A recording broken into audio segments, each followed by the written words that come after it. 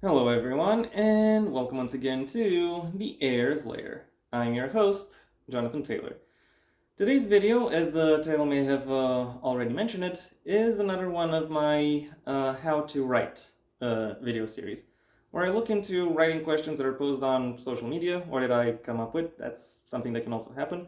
And, uh, and then I go look into or try to come up with what I would consider to be the best potential answer in terms of, or rather, the answer that would most successfully yield good results when confronted with that particular question.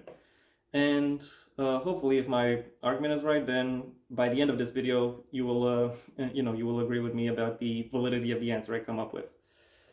The topic for today's video, uh, again, as the title already mentions it, is how to write smart characters, or in general, how to bring to life characters who are of above average or higher intellect.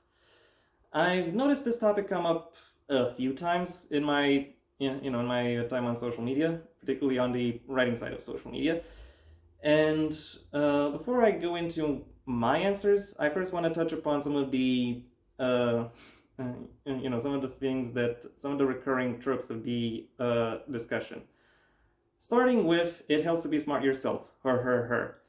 Like, yeah, it is true, but it is also just kind of a mean joke. Like even if you find it funny, you are not going to find it helpful. It does not get you any further in terms of how to write smart characters. That's the same as saying that if you want to write political conflict, you should go ahead and study political theory or sociology or something like that. Or it's like saying that you need to go and study engineering in order to write about fictional technologies. Which, even though, yeah, doing those things would help when it comes to answering those particular topics, but it has little applicability to the people who would, who are most likely to encounter this particular issue. And that is what I want to, uh, present over the course of this video. Advice that has applicability, something that everyone can pick up and move along with. The second thing I see brought up quite a lot in discussions around the topic is the there are different kinds of intelligence caveat. And the person who typically mentions this caveat, going on to also list the various kinds of intelligence. That is a little bit more helpful for reasons I'll get into later, but it again doesn't really have the applicability that I would be searching for, because it's one thing to know something, and then there's another thing, and then as knowing thing A is one aspect, but using thing A is a different aspect.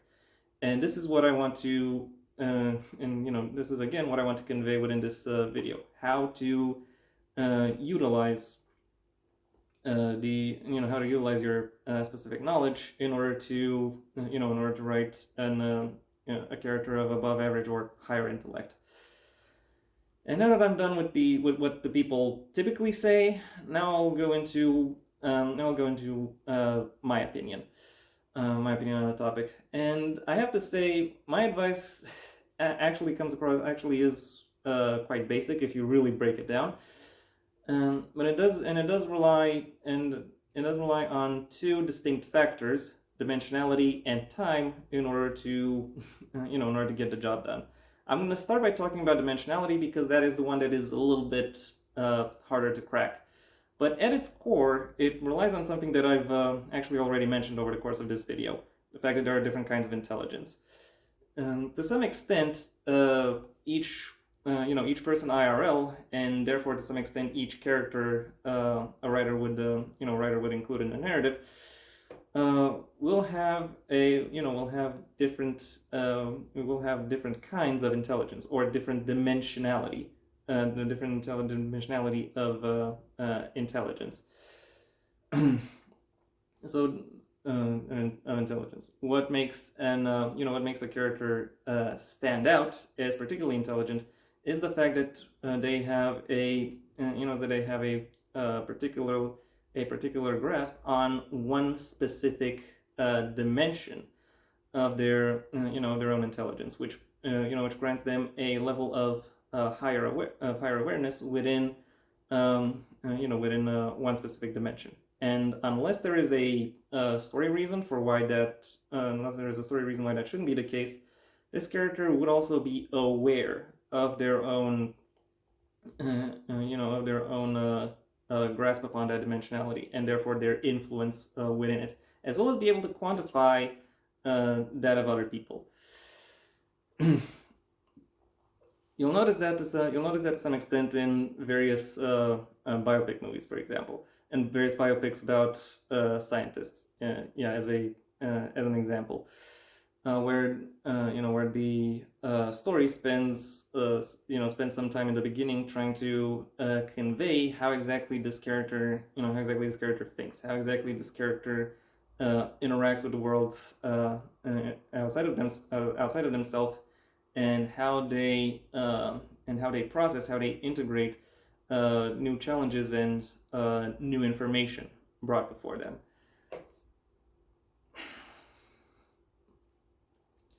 That awareness doesn't have to be perfect, unless the character you're writing is literally omniscient, but it still needs to, first of all, be impressive enough to where other characters believably look up to them in their expertise.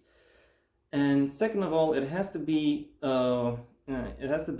well grounded enough that that readers can see that you, as the author, are not just pulling stuff out of your rectum. You can see that this character actually does have, does actually have the intellect to make all of the discoveries and realizations that that they are presented as having. And you, as the author, in this respect, actually have a little bit of an advantage over your character, because because what your because what your characters have to figure out, you already know. They're trying to piece together the dimensionality and the various influence factors upon the conflict of the story. You already know that. You already know. You already know what will lead to what else, and how that changes, things around them. So to that extent, you already have all of the information that the character would have to figure out. The trick is to find out which combination of influence will also allow the character to reach the realization that you want them to reach. To that extent, I can really only offer you a limited amount of help, because a lot of what makes that character distinctive, or what makes their realizations come to life, or what makes their realizations come to life, is very particular to the kind of story you're writing and the various elements that you decide to include, as well as their interactions. But I can say that this is where the second factor I've mentioned in this video, time, comes in. And by that I mean that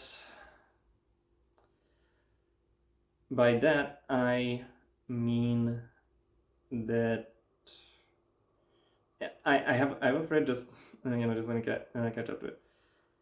You, as the author, are going to go through your story time and time again, writing, rewriting, drafting, redrafting, etc., etc. You will cover that topic several times over. Your characters, however, by contrast, only go through the events of the story once, unless you're writing about a time loop. But even then, it can be argued, it can be argued that they're still only going through it once, or that their awareness only runs through the the events that affect them in particular once.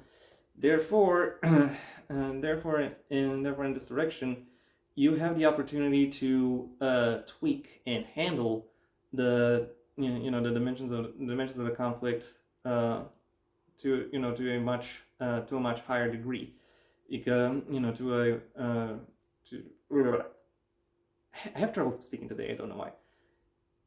anyway, the point is you have obviously a little bit more control over the influences, but you also have a broader degree of refinement that you can bring to the to the narrative, to its presentation, and also to how the characters themselves would see it, and therefore how they would interact with the topic they are presented. With a topic they are presented, and you can then alter your story in such a way that it fits your expectations, your desires. You very much have the ability to alter the mindscape and realizations of your characters, or to influence them, in ways that in the most constructive way possible. It is really entirely up to you to use it. By, I again summarize, consider all the ways in which a character uses their intellect, and then use your time while you're writing, in order to